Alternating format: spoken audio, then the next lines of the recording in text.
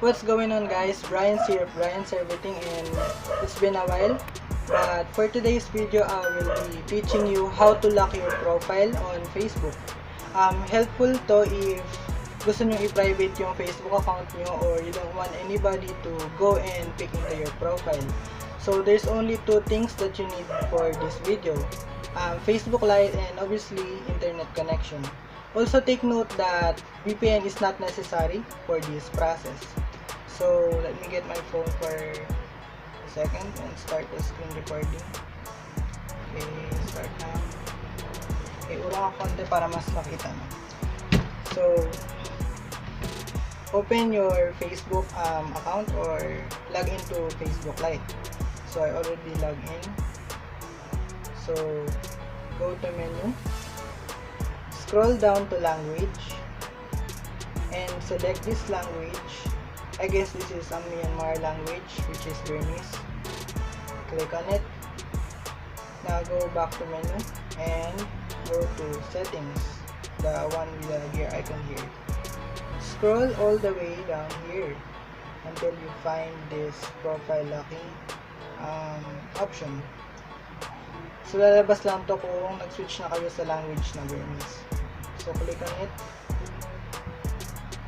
I guess mali pala na pinit ko. Ito pala. So ito. Nandito siya sa may privacy settings. So click nyo lang siya. So may makikita kayo ditong option, which is itong parang kulay blue sa ilalim. Click nyo lang siya. And you're done. Your Facebook is now locked.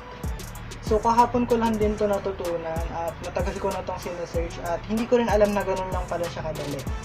So in case na nagbago yung isip nyo, so balik muna tayo.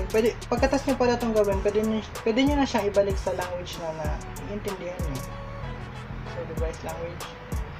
So in case that you change your mind and you want to unlock your profile again, you don't need to change the language now. Just need to go to settings at may makikita kayo dito ang bagong dialog na profile locking. So click nyo lang tong unlock and unlock your profile. So ayan na, naka-unlock na yung profile na.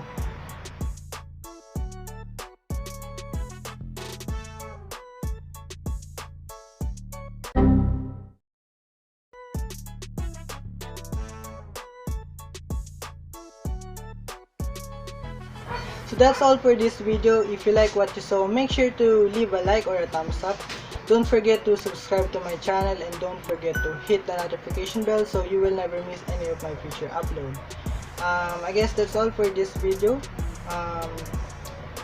Hope you guys have a nice day. See you all on my next video or my vlog.